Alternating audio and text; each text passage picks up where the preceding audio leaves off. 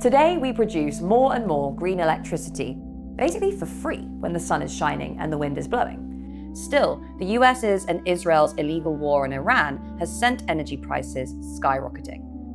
Why are we still so vulnerable to fossil fuel shocks? Europeans are being scammed. A single rule in Europe's energy market means you rarely pay the actual cost of the power you use. Instead, prices are kept artificially high, guaranteeing massive profits for the energy companies. You might remember 2022. The war in Ukraine had broken out, and in retaliation for EU sanctions, Russia cut its supply of gas to the region. Within a matter of weeks, electricity prices exploded. Millions of households were told there was no alternative. We all had to pay more.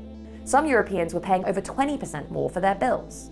They said Russia was the culprit in the energy price spikes. The real driver for the increase of electricity prices, that is gas, and mainly Russian gas that has been manipulated by Putin.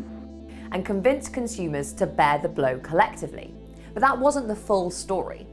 The truth was that the cuts to Russian gas were just the tip of the iceberg, allowing companies to profit from an absurd price system. In most cases, you were still heating your home and powering your computer with much cheaper and cleaner energy, like wind and solar, which cost close to zero to produce once the infrastructure is built. And yet you were charged as if all the electricity was produced using scarce and expensive gas. And it doesn't stop there. In 2022, the president of the European Commission herself, Ursula von der Leyen, stated that it was wrong for companies to make extraordinary record revenues on the back of consumers. She vowed to change the system, declaring, "And this is why we will do a deep and comprehensive reform of the electricity market." But the 2022 crisis ended. Europe found other sources of gas, and its price eventually came down again. The problem seemed to be in the past. The following year, the Commission announced its deep reform to keep the existing price rules in place determined by gas. On top of that, the reform expanded a system under which governments top up the profits of renewable and nuclear energy producers with public money, a new layer of public subsidies. This means transferring public funds to the pockets of private investors, a way of compensating them for the fact that renewables actually cost so little to produce. So in the end, the deep problems the Commission once promised to address still loom. Experts warn that we are facing a triple crisis. Prices remain high, investment is inadequate, and there is a critical lack of planning. They warn that if these issues are not overcome, more people will fall into energy poverty, and the entire green transition could simply unravel because of this outrageous pricing system. To understand how we got here, we need to go back in time a little. After the Second World War, the state had an active role in many sectors of the European economy. Each country had state-owned or heavily regulated utilities that controlled the electricity chain. These public utilities sold electricity directly to consumers, often with government-regulated tariffs. But in the late 1970s, European governments increasingly handed control of the European economy to the market. This was part of a wider global neoliberal restructuring based on the motto, privatize, liberalize. Our energy system is no exception. In this spirit, the European Union attempted to create an internal energy market in the 1980s, leading to many mergers and foreign takeovers. The stated goal, under the neoliberal dogma of the day, was that unrestrained cross-European competition in a free market would lead to lower prices. In practice, EU reforms broke up this system and forced a separation of generation, transmission, and supply, all to create more investment opportunities for private companies. Large state-owned energy companies began to be restructured, merged, and sold off, fully or partially, to private investors. These are the origins and the fate of companies like France's Engie and Total Energies, Germany's E.ON, and Italy's Enel. All these new electricity producers could now sell their electricity on the market.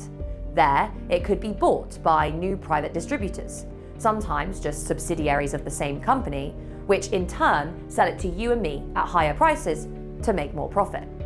With all the segments of the electricity sector up for grabs, governments gave up their power to control electricity prices and plan essential infrastructure, such as electricity grids. Decisions about where to invest have been left up to companies looking for the highest possible profit. And that's got us into the mess we're in today, where cheap, green energy is suddenly a problem. So, what does this mess look like in practice? In the current EU electricity system, gas determines prices for all electricity. But why? This system was set up for two reasons. At peak times, like in the evening when people come home from work, electricity has to come from sources that are always available, even when there's no sun or wind. Gas power plants usually play that role. Because it is the last and most expensive source needed to meet demand, the system says gas deserves to be the determinant price for electricity. Tying prices to gas also serves another purpose. It protects renewable energy producers from very low prices when renewable production is high. When the weather is good and demand is low, an abundance of wind and solar power would otherwise push prices down. That would be great for consumers, but not for the profit-driven investors. For them, this is a problem of self-cannibalization. The more renewable energy companies produce, the less revenue they reap. Once renewable energy infrastructure like solar panels and wind turbines have been built, the cost of producing the energy is near zero. To repay the loans for building a renewable energy plant, private actors demand quick and high returns. On top of that, they want even higher profits to pay for salaries of CEOs and dividends of shareholders. Ignacio Sanchez Galan, the chairman of Iberdrola, Spain's largest electricity company, received a salary of over 14 million euros in 2024 alone. To amass subsidies for such hefty payments, these companies stick their hands into the public purse. Instead of channeling taxpayer funds to publicly owned energy companies to cover the costs of electricity production, governments keep handing out endless subsidies to companies in an effort to make renewable projects commercially attractive for them and their investors. Sometimes these are the same companies that keep pumping fossil fuels, and they want us and the state to pay the high price through subsidies and a gas-determined price system. These contradictions mean that this system cannot incentivize the expansion of renewable energy infrastructure at the scale needed to slow down global warming, let alone provide affordable energy. And the tweaks to this arrangement, which the European Commission is proposing here and there, won't fix the broken system that underpins it. When pursuing this policy, the Commission predicted that renewable subsidies would become unnecessary by 2030 at the latest. Fast forward to today, and it is clear that subsidies keep piling up in the hundreds of billions of euros. But here's the catch. Fossil fuel generators are also paid on a regular basis, even when their electricity isn't used.